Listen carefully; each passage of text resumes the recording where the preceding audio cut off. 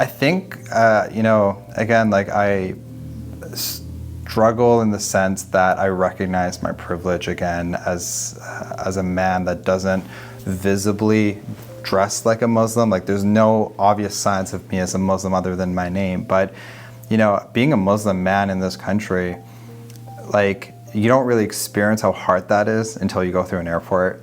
I remember flying to Montreal one day, and I was speaking to the WestJet flight attendant or gate person, I apologize, and we're chatting it up. She's super friendly to me, and then when I go to scan my passport, she looks down and looks up, and this immediate, like her smile instantly disappeared.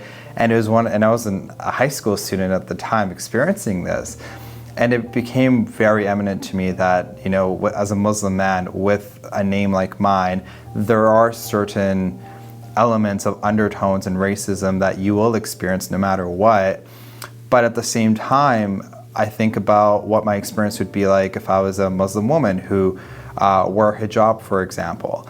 And I see that all the time with my mom, where, we'll go into a restaurant and the server will instantly assume she doesn't speak English, so they'll ask me what her order is, or I'll take my mom to doctor's appointments, and the doctor or the nurses will look at me to translate for her, not knowing, that my mom is one of the most educated people that I know, came to this country, didn't speak a word of English, went through night school, put herself through university, was a teacher back home, and belonged to the class of, millions of immigrants that come to this country who are professionals, who are educated, who now have to trade their education for a mop and a bucket.